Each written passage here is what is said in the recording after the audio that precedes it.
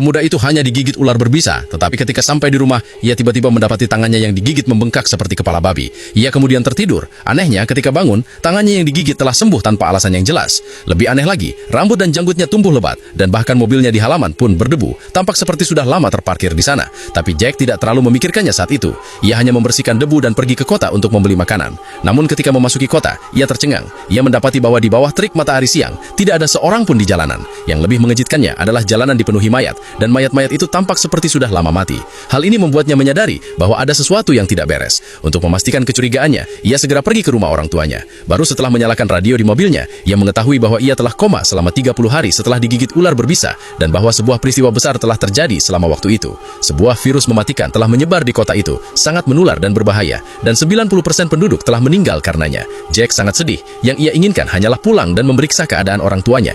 Ia segera mengemudi pulang, dan setelah melihat makanan berjamur dan busuk, firasat buruk menghampirinya. Benar saja, ketika ia membuka pintu kamar tidur orang tuanya, ia menemukan ayahnya telah menjadi mayat yang dingin, dan ibunya terbaring tak bergerak di lantai. Tragedi mendadak ini membuat Jack hampir kehabisan napas. Ia duduk di bangku untuk waktu yang lama, akhirnya menenangkan kesedihannya. Kemudian ia pergi ke halaman dan mulai menggali lubang, memenuhi tindakan baktinya yang terakhir dengan menguburkan jenazah orang tuanya di sana. Selama beberapa hari berikutnya, Jack tinggal di rumah, takut untuk keluar. Akhirnya, suatu hari, ia mengumpulkan keberaniannya dan memutuskan untuk keluar dan mencari korban selamat lainnya.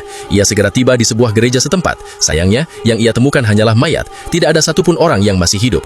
Jelas, bahkan dewa yang mereka puja seumur hidup pun tidak dapat menyelamatkan mereka dari virus mematikan itu.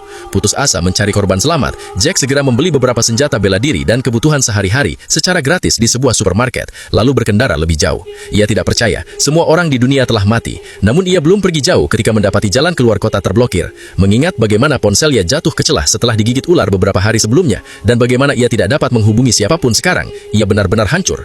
"Aku akan gila!" teriaknya. Putus asa, Jack tidak punya pilihan selain kembali ke pusat kota. Malam segera tiba, dan melihat pusat kota yang terang benderang memberi Jack harapan baru. Karena lampu berarti ada korban selamat, ia segera berkendara ke pusat kota. Sayangnya, meskipun terang benderang, tidak ada satupun manusia di jalanan. Saat suhu mulai turun, Jack berlindung di sebuah pusat perbelanjaan besar. Namun pusat perbelanjaan yang sangat besar itu juga sepi, hanya ada beberapa mesin tanpa emosi yang masih beroperasi, membuatnya kembali putus asa.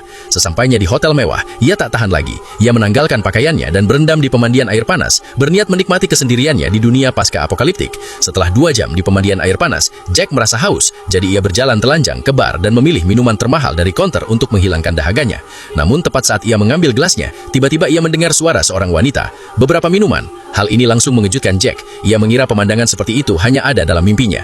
Untungnya, kedua mereka tidak terlalu memperhatikan pakaian wanita itu, karena mereka berada di tengah kiamat dan tidak terlalu peduli. Setelah beberapa percakapan, Jack mengetahui bahwa kedua wanita itu berasal dari kota yang sama dan datang ke kota ini untuk perjalanan bisnis. Namun dalam kurang dari sehari, virus itu menyebar dengan cepat, membuat seluruh kota menjadi sepi, sehingga mereka berlindung di hotel ini, menunggu kematian.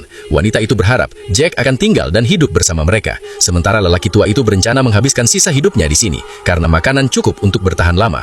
Namun Jack percaya bahwa yang terpenting sekarang adalah pergi secepat mungkin dan menemukan penyintas lainnya. Keesokan harinya, Jack mencoba pergi bersama wanita itu, tapi dia menolak. Suami dan keluarganya telah meninggal, dan dia tidak tertarik untuk mencari penyintas lain. Dengan berat hati, Jack berbalik untuk pergi. Namun tepat saat dia melangkah keluar dari hotel, 2 tembakan terdengar di belakangnya. Jelas, 2 orang di hotel itu telah menembak diri mereka sendiri. Namun tidak ada jalan kembali. Jack masuk ke dalam mobilnya dan menginjak pedal. Ia tidak menyangka bahwa 2 penyintas yang akhirnya ia temukan akan hilang selamanya. Tanpa pilihan lain, ia pulang. Namun di tengah jalan, ia mendapati seekor anjing menghalangi jalannya. Bertahan hidup di dunia apokaliptik ini sangat sulit. Melihat betapa lucunya anjing itu, semangat hidup Jack langsung menyala kembali. Ia membawa anjing itu ke rumah orang tuanya, dan begitulah kehidupan mereka di tengah kiamat dimulai, penuh persahabatan dan saling mendukung. 2 tahun berlalu dengan cepat, dan Jack tampaknya telah terbiasa dengan kehidupan ini. Ia akan bangun pagi-pagi untuk berlari dan berolahraga sebelum pergi mencari persediaan. Jack mengira hari-hari santai ini akan berlanjut, tetapi ketika ia pulang suatu hari, tiba-tiba ia melihat anjingnya menggonggong tanpa henti-henti pada sesuatu di depannya. Mendongak, Jack melihat segumpalan asap naik dari cerobong tetangganya tidak jauh. Detik berikutnya, hati Jack yang tenang mulai bergejolak lagi.